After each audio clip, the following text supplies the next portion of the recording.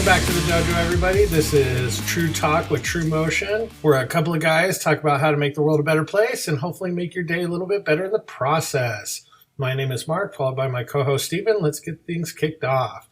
All right. Well, just kind of recap, Stephen. How's your week been going so far? Oh, my week was a little interesting, Mark. I had a bit of a funk going on. I just needed to really reset myself, and today I felt like I finally got out of that, and I've been able to do a lot of good work today. Awesome. Yeah, it's man, when we all get into those funks, as you call them, those are some of the most personal, challenging moments I think you can come across when you're in the entrepreneurial space. Because everybody's going to have them. Everybody's going to go through them. But it's how do you deal with them and how do you minimize them to where how can you still be productive and doing what you're supposed to, but yet you're just like, God, you just feel you feel like you're in the funk. Yeah. Yeah.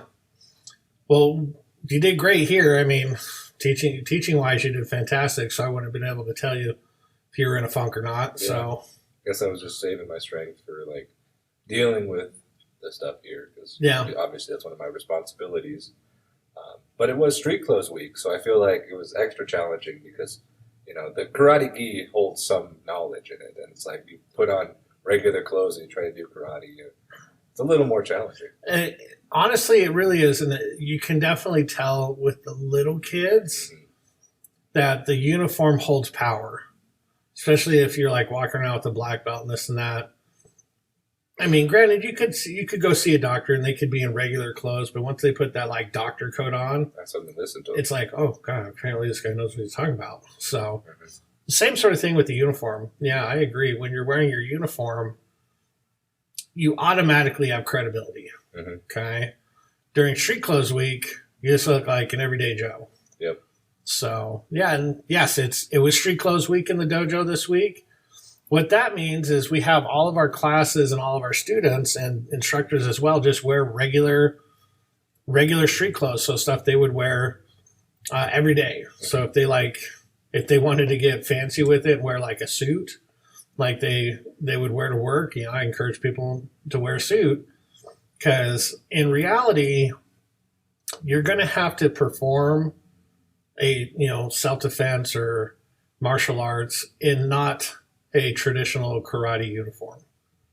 Okay. And we joked about it on Tuesday. It's like, if you are, and you're just like walking down back alleys in your karate gi, you probably need to go see a psychiatrist or something because it's not normal. The police might be called, but yeah, for you. Exactly. They'll be like, there's some weird creep guy walking around with the karate gi in the dark alley. Just like, you're scaring all the hoodlums. Yeah, exactly. But this is not Gotham City. Batman is not going to come save us. So that's that. But yeah, my week's been pretty good. I got some good results on. I did a blood test and I got some numbers that were going to be kind of low. So I was like, okay, but they were a lot lower than I thought they would be, and that's good and bad. It's good because now we have a real firm headed direction that we're taking it.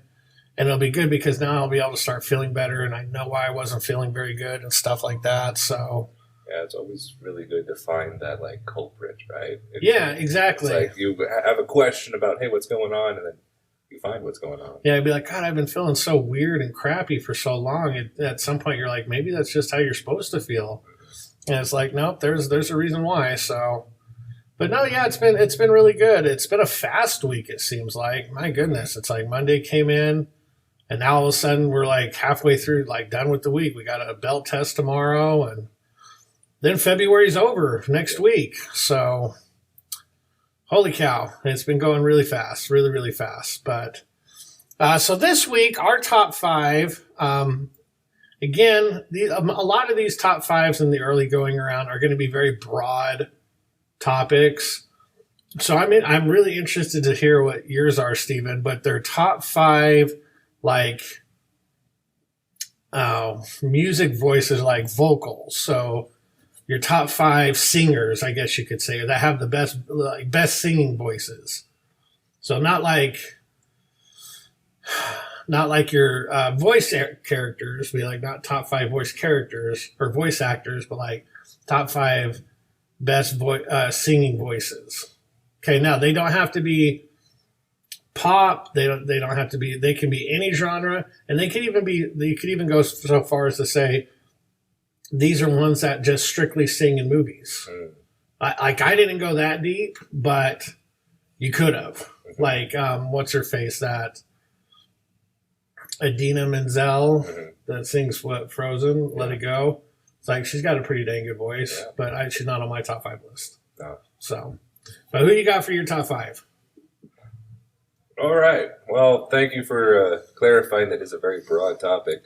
I took lyricists. I took people that do the vocals for their band. There's at least one in here that is his own band and does everything because vocals are his thing. So in no particular order, I've got the artist or the vocalist and the band that they're from, because mine are a little off the beaten path. I got to glance at Mark's, and you can recognize those names. Mine I write down because I don't know how to pronounce them, so I have to figure that out. Gotcha. Okay, so in no particular order again, we've got Clementine Delany from Visions of Atlantis. Incredible European metal band. Very, very good. Like I said, I was curious to see where you're going to go with yours, because you've got a very broad music selection. So I'm going to be looking a lot of these up as well too. Yeah, well, yeah, they're all out there now. The next one is Jeff Castellucci. Does his own thing. Is YouTube famous. I don't know if it's YouTube famous, but incredible voice. Then we have Tobias Sammet from Edguy and Advantasia. So great, kind of a higher pitched voice, really, really good. Great lyrics too. Then we have Joachim Broden from Sabaton. Okay, I've heard of that one. Okay, and then we have Sharon Denadel from Within Temptation.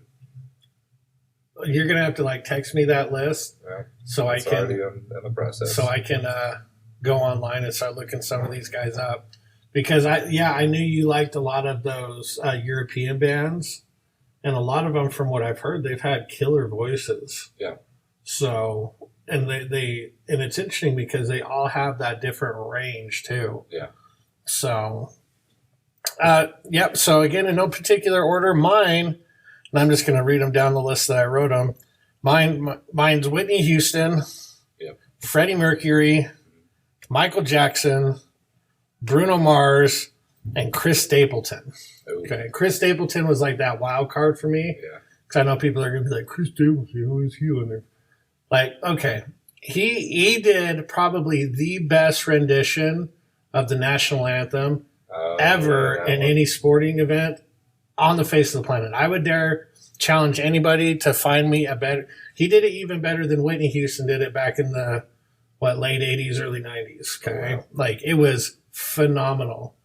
So if you haven't heard him sing the national anthem, Google Chris Stapleton national anthem or whatever. Listen to it. You're welcome. You'll probably cry. It's okay. Probably an honorable mention for me is that I think I've mentioned him once or twice before already, is that Peyton Parrish guy. Oh, yeah. And I think that's the name of his band, Peyton Parrish. He, again, has a huge range, and just he can hit the lows, he can hit the highs, and it sounds pretty impressive. But, my goodness, Whitney Houston in her prime, you cannot go wrong with that. Freddie Mercury, my goodness, anybody in the world can hear him sing and be like, I know who that guy is. Yeah. You know what I mean? Yep. And the fact that he did it in the 70s as well. And his music, the Queen music is still just as popular as it is now than it was back in the day. Again, Michael Jackson, it's you put on any Michael Jackson song, people are like, I know that guy. Yep. Bruno Mars, I think he's probably the modern rendition of Michael Jackson, but I think he has more range than Michael Jackson. So? I think he does. I think his voice is a little bit cleaner than Michael's, in terms of like Michael can hit those like super high notes, but yet Bruno can also kind of go a little bit lower at the same time. So, and then obviously, you know, you have Chris Stapleton, who's got that, you know, like old country twangy type voice, and you're just like, what the heck? But I'm telling you, man, when you listen to him sing, you can't not but think of only him singing. Okay. So that's my top 5. I mean, you don't have to like it, but that doesn't matter. I like them. Okay. We'd love to hear what your top 5s are. Comments below. Yeah, tell us all the ones that we missed, because you know we only have 5 of them, so we're going to be missing a lot. Obviously, I mean, there's so many you could talk about. Like Pink. I mean, Pink's a phenomenal singer as well. Christina Aguilera, she's got a great voice. Surprisingly, and oh man, I wish it's Lady Gaga. Okay. Okay, have you ever like heard her sing without all the theatrics? I can't say that I have. She is phenomenal. Okay. She has got an amazing voice, but it's being overshadowed by her stage presence, in my opinion.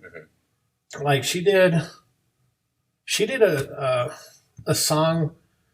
It was either at the Oscars or the Grammys or something, or it's just her and a piano. I think I saw that, and it was really, really good. That slipped my mind until you just brought it up, but I think I saw it. Yeah, and you're just like, awesome. This is Lady Gaga. Yeah. Like normal, like very modest dress, no crazy hair or makeup. And then all of a sudden she just started belting out all these notes, and you're like, damn. Yeah. But then all of a sudden she goes back to the Lady Gaga persona, and it's, you know, outfits and makeup and the wow factor.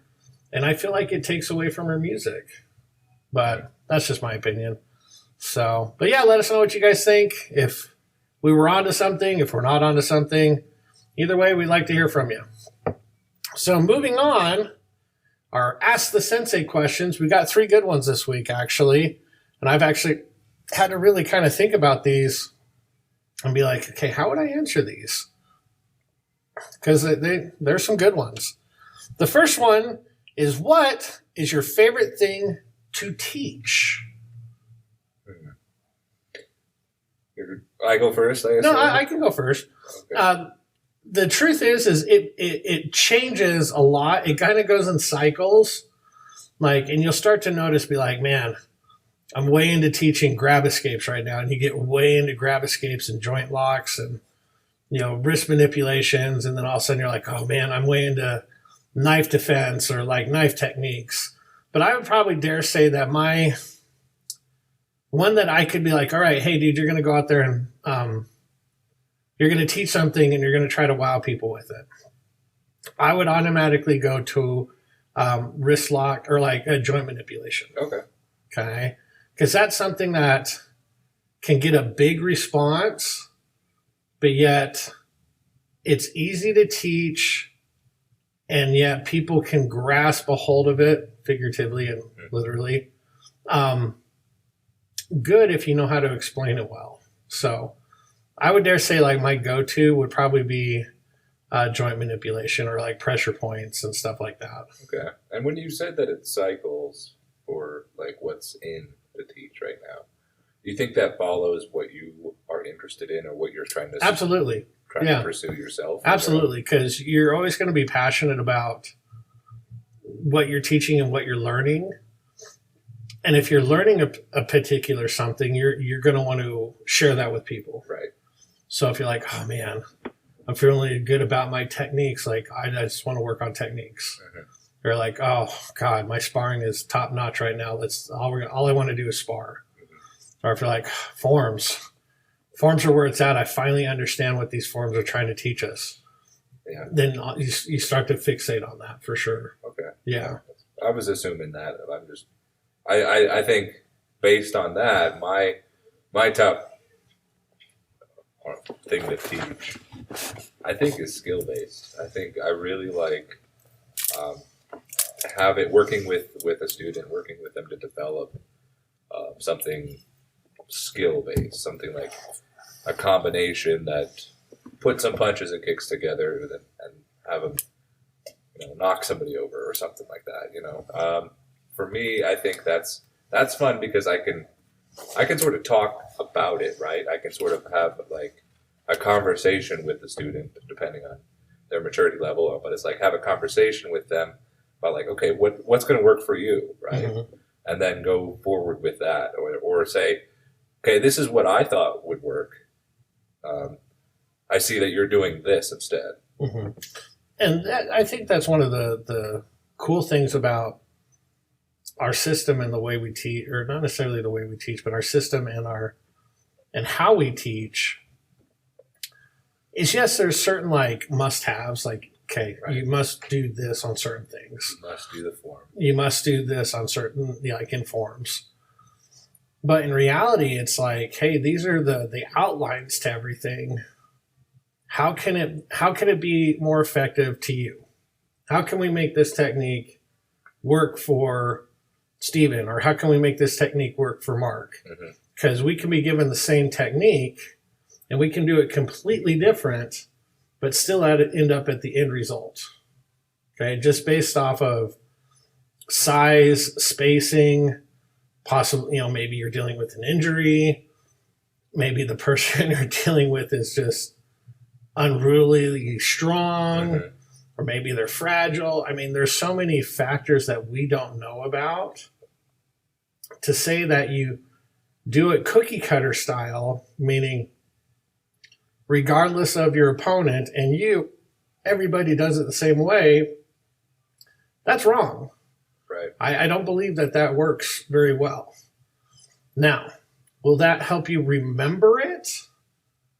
Yes, but in reality, you need to learn how to adapt it and make it work for you. Because when it comes to actual self-defense, like people tell me this all the time, what would you do if somebody did this? Like, I don't know. Like, let it happen first, and then I'll tell you. Because it's all of a sudden you'll be like, well, I did an elbow instead of a knee. Is that bad? Well, did you win? Yes. Then no, it's not bad. It worked. Because a lot of times, and you know this, and I did the same thing. We'll come up through the ranks and we have to have exacts. Yep. Tell me exactly what to do. Where exactly is the strike going? What exactly is the strike we're using? And in reality, that will slow your progress. Really? Yeah, because then you get caught up in exacts, and then if something changes, you don't know how to change with it. Yeah, I can see that, and I think it's a comfort coming up through the ranks to like, I have to punch this way. Yes, I have to do it like this because in the test environment, it's like, okay, I got to do it right, so I have to know what right is, and so that becomes, you're quantifying it by doing the physical part right, but in the grand scheme of things, did it work? That's what's right. Yeah, and I was going to say, for most of us, we're like, what's right? What is right? And in reality, it's what works. Exactly. Because what works, there's a lot of what works. Does that make it wrong if it's not exactly the way this person did it? Well, no, it worked. So what works is what's right also. Yeah, exactly. Because that was something that took me, and maybe it was an ego thing. I have no idea. I mean, maybe talking it out will make more sense of it. Okay. But I remember coming out through the ranks, and I would see these higher degree black belts doing their stuff, but it'd be slightly different. And again, my egotistical first degree, I'd be like, well, that's not the way I was taught it. It's got to be wrong. Well, no, it's not wrong, stupid. It's like, did they make it work for them? Yeah, they made it work for them. So in reality, who was wrong? Well, me, by thinking that there was only one way to do something. And then all of a sudden you're like, thank God I never did this, but you would see these people that would go up to them and be like, it's not that type of kick. And I would be like, why would they give them such dirty looks? And now I understand. I'd be like, dude, who are you talking to? Yeah. Like, shut up and get back in line. Right. It's like, what is wrong with you? Like, why would you have the balls to come up to a third or fourth degree and be like, oh, you're doing the wrong kick? Do you really not think they not know what they're doing? Mm-hmm. Oh, man. I was like, thank God I never did that. I thought about it, but I never did it. Thank goodness. Good for you. I think that saved me mucho beatings. Yeah, definitely. I think just having the degrees of black belt just allows, at least for me, I've been able to go about certain things, to have more of that qualitative thought, like, okay, what's going to work here? What's going to be, rather than what was asked. Yeah, and it's funny because Master Linton is very much what works. And sometimes that's frustrating for the people he's teaching because he's not giving them exactlies. Mm-hmm.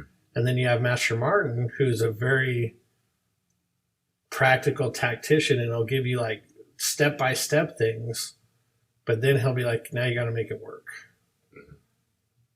Because he's like, this is what's working for me. Mm-hmm. Okay. And they both are doing the same thing, but they can both explain it totally different. And it's fun to have the ideas from the two of them, because it's like, my goodness, you could give them like 5 different strikes and be like, hey, make a technique from it, and it'll look very similar and very, very different at the same time. So yeah, Master Linton loves doing that, riffing it, so to speak. Mm-hmm. And Master Martin hates it when he does the riffing it, because now all the students are going to be like, oh, that's the way we do it now. And he's like, that's not the way we're doing it. So it's a good thing and a bad thing. But the unfortunate short answer is it's the kind of going back to the teaching thing. It's like you teach with the skills, you teach skills that work for the individual. Right. There's no exact one way to do something for everybody. I think that's my favorite because it makes me really have to think. Yeah, you really got to think, okay, what's this person good at? Okay, let's enhance that. And what are they bad at? Okay, let's enhance that as well. So, but yeah, no, great answer. Next question is, what would be something you personally get out of teaching that most people would not know? This one's a tough one, because I feel like I put everything up front. But what I get out of is seeing the satisfaction or the light bulb turn on with the student. Mm-hmm. and that just is like, okay, I'm doing it. I'm helping them, and that's hard to put into words when someone asks, how'd your day go? Yeah. But it is an amazing feeling. No, it's, for me, what I get out of teaching, or what's something most people wouldn't realize, is the amount of practice you get. Oh, that too. And it's like, they're like, do you practice a lot? And you have to think and stop and say, no, but yes at the same time. It's like, I'm really good at like my pre-black belt stuff. I would say up until 2nd degree. 3rd degree and up, that's where I need to practice. Right. But yet, every student you come in contact with, every question they have, you're practicing. Because if you're not practicing, you don't know how to answer their questions. And it's one of those things to where the students always come, like, we are obviously here for the students. Okay, there's no question about that. Everything we do is geared towards the students. But one of the things that most people don't know is, as much as you give to the students, you get back just as much. And it's one of those things where you're not trying to take from them. Mm-hmm. It occurs naturally, where it's like, if you were in a funk that day, and all of a sudden you start teaching, and all of a sudden your students start like laughing and having a good time, and you see them progressing and getting better, all of a sudden you're not really in a funk anymore. Right. You know? That makes sense. Or if you're feeling a little sad and you're like, I don't know why I'm feeling kind of sad, or you're just kind of a little down that day. You start teaching, you start having a good time with the students. They start laughing. The next thing you know, you're smiling and you're having a good time. So that's something that I would think that most people wouldn't really understand or know, is you get just as much out of their training as the students do. And everybody always asks, it's like, oh my goodness, like you have to be like some extraordinary person to get to like these higher level black belts. And the real answer is no. The reason why most instructors get to those higher level black belts is because they practice 6 days a week unintentionally. And that's the real honest truth. You know, when you have questions about techniques and questions about training, they have to answer those. Mm-hmm. If they didn't know how to answer them, they wouldn't be a very good teacher. But by answering those, that enhances their own skill as well.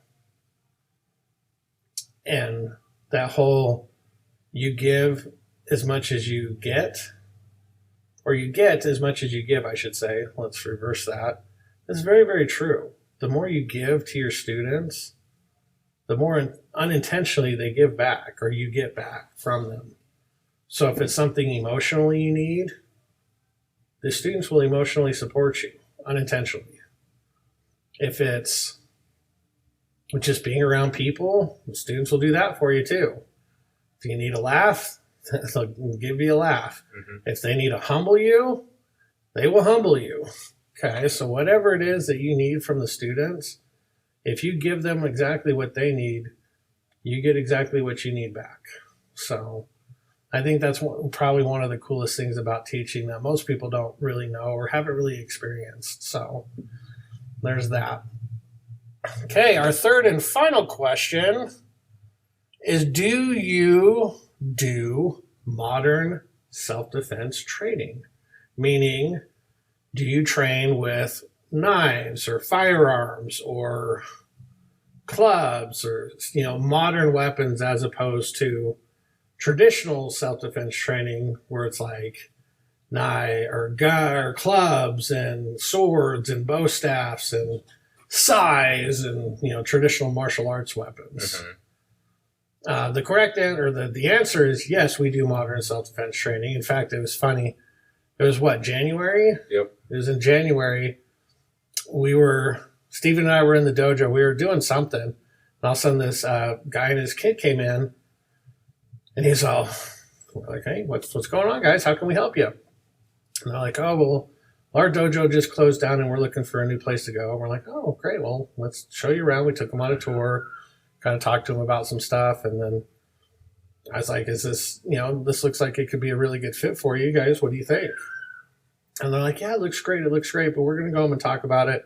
I go, is there any other questions that like we can answer for you? Like, we'd love to help you out. And you're like, oh, we're just looking for more of a practical martial arts school. And we're just like, I stopped and I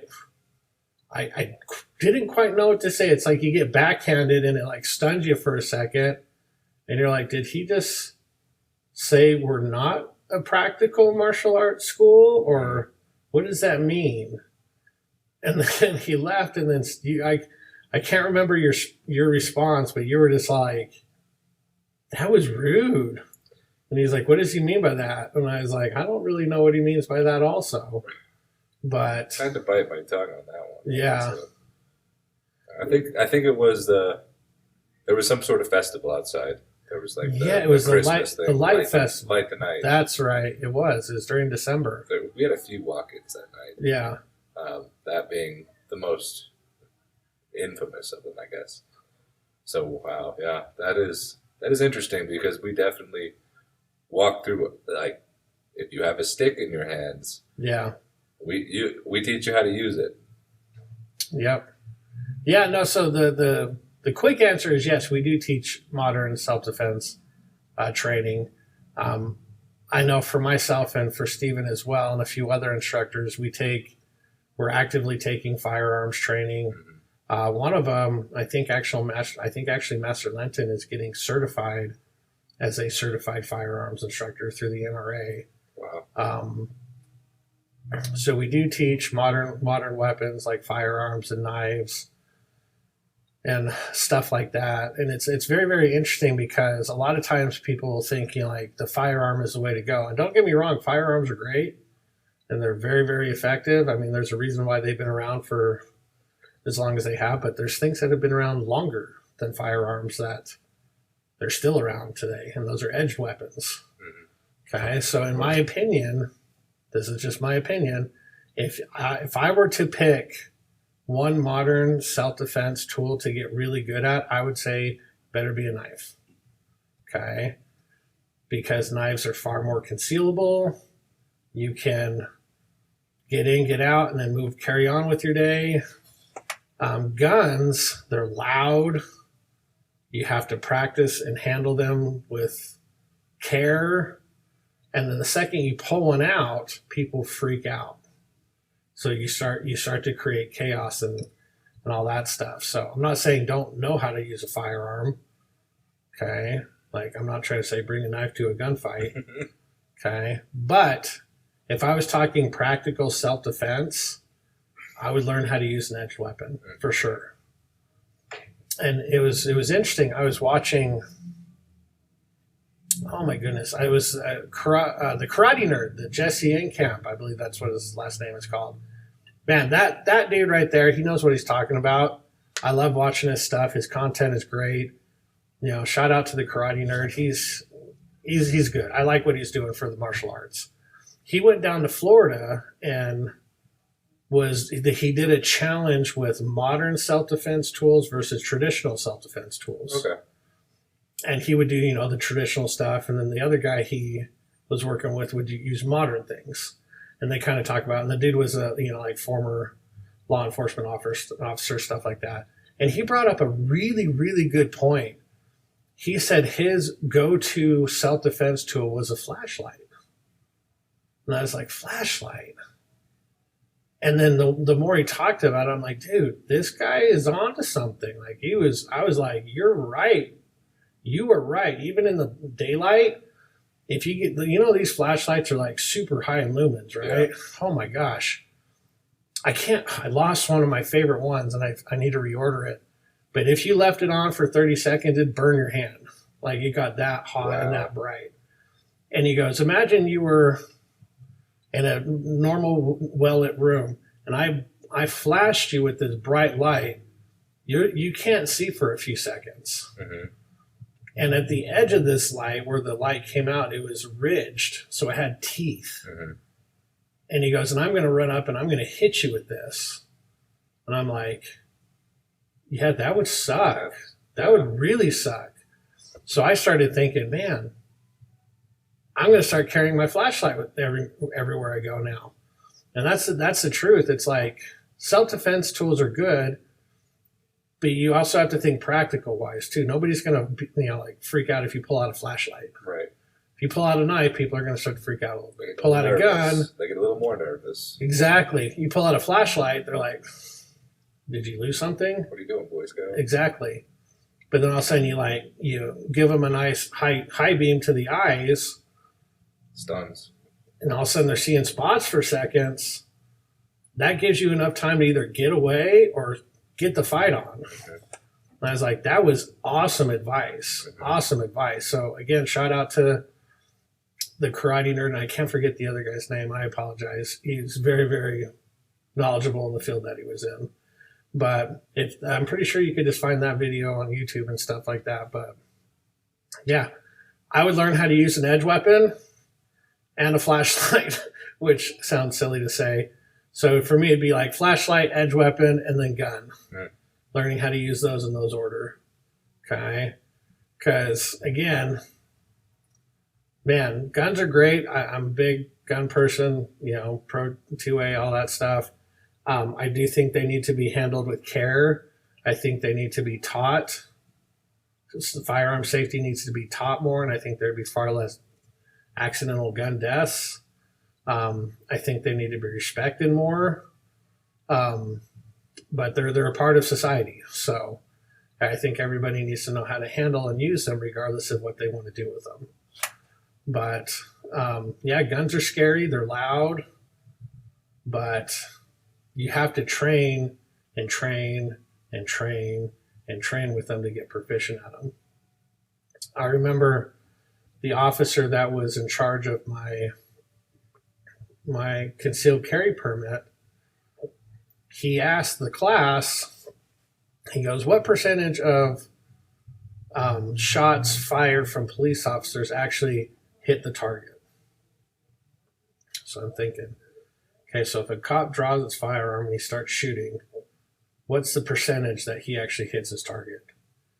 And I'm like,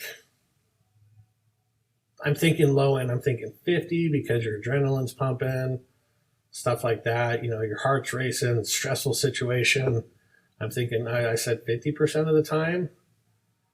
And he asked a few other people, they're like thinking 60, 70%, because these are law enforcement officers that train with firearms, or supposed to be training with firearms. And then he turned and looked at us with all seriousness, and he goes, 11%. And my jaw just like opened, like comically. And he looked at me, he goes, yeah. I go, why? I go, do they not train as much as we think? He goes, no, they don't. I go, what do you mean they don't? He goes, they do basic firearms training, but then after that, the training's on their own, and they don't really do much more past that. So a lot of law enforcement will draw their firearm and not hit the target. So if law enforcement is drawing their firearm and hitting 11% of the time, there's a good chance you're hitting 5% of the time. If that. Okay. That's why you need bigger magazines. Yeah, bigger targets, bigger bullets. Yeah. You know, if it's the size of a human torso, you only need to shoot near them, right? I heard that, yeah. It just takes out the rest of everything else. Yeah. But... so yes, we do teach self-defense against firearms, against knives, against clubs. And yes, we do teach people how to use those at the same time. The best thing, honestly, and we tell everybody this, if somebody comes up to mug you and they're like, give me your wallet. Give them your wallet, you know, cancel your cards when you leave. Most people don't carry cash anyways. You know, when you come into a situation and someone's presenting a weapon at you, you need to stay calm and you need to be aware of what's around you, okay? We don't need all these heroes coming in trying to take a gun and all of a sudden they get shot or they shoot somebody else on an accident in the process, okay? Now, if somebody goes, hey, get in the car, that's a different scenario, okay? I can't remember who was talking to me about this, but they always say crime scene 1 is far less worse than crime scene 2. Mm-hmm. Crime scene 1 would be the initial interaction where it's like, give me your wallet. That's crime scene 1. Get in the car and then finding you is crime scene 2. And that is never somewhere you want to go. Right. So if someone comes up to you and is like, get in the car, you better fight for your life because your life is literally going to depend on it. I think there was some sort of survival metric around that. If there's multiple crime scenes, then the chance of survival goes down exponentially. Yeah, exactly. Like there are times when people fight back and get killed. Excuse me. But that chance of survival is much higher at the first crime scene. No, exactly. Because that's where I think the perpetrator is probably going to be not as focused, mm-hmm. or they're going to be a little bit more aware because there's other things around them. Mm-hmm. So when they get to areas that they're familiar and comfortable with, there's no way you're getting out. Right.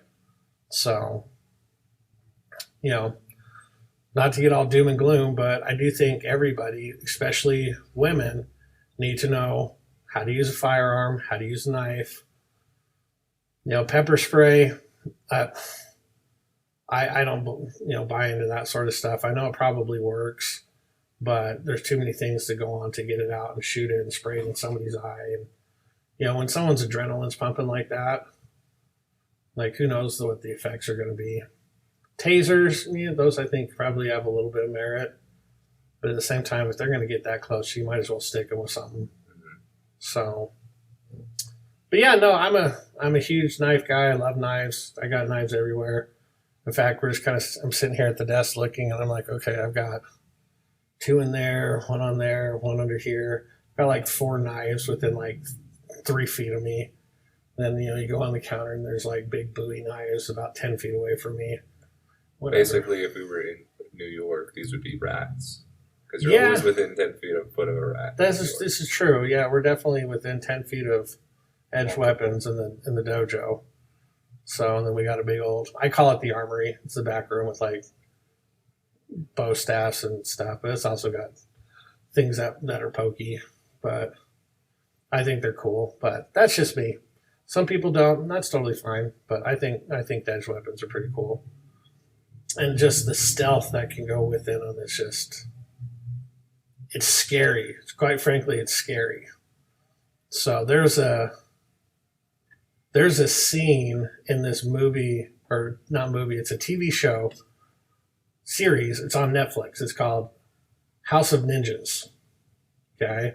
I know the title sounds a little corny, but it's called House of Ninjas. And there's this scene where they go into a club and everybody's wearing a mask. And the bad guy has got this like clown looking mask on, and he stands up and randomly starts stabbing people. And the way he does it and nobody notices is frightening. It's absolutely terrifying. Because he'll just go right up next to people and they'll be like, hey man, what's up? Let's have a drink, blah, blah, blah, blah, blah. And the next thing you know, he stabbed him 4 times already.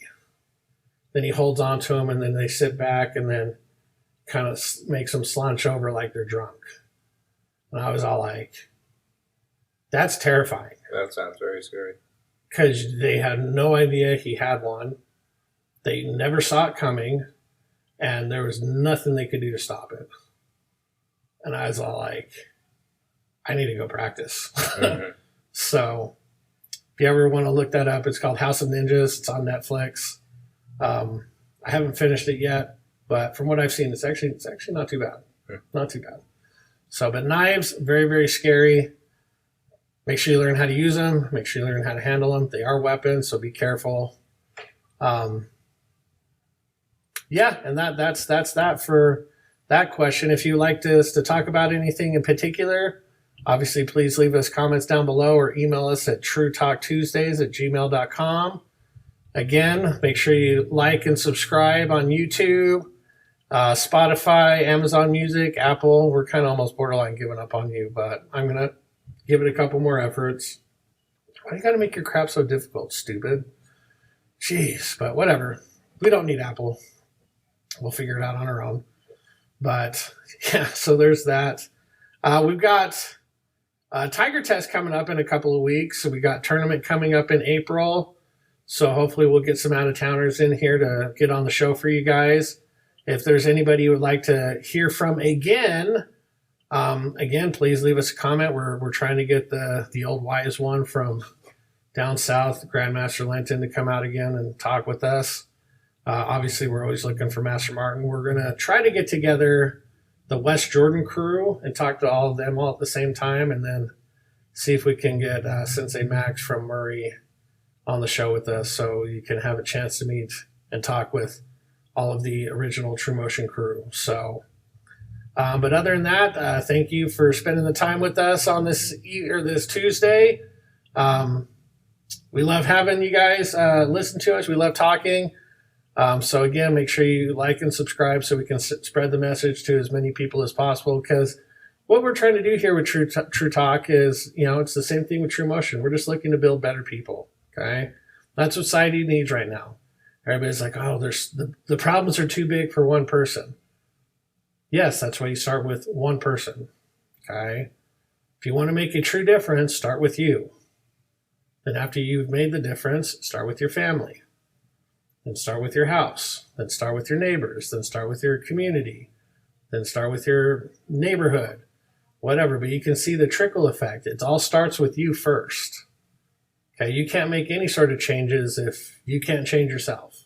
Okay, And Stephen, anything to add? Nothing to add. I think you got it all.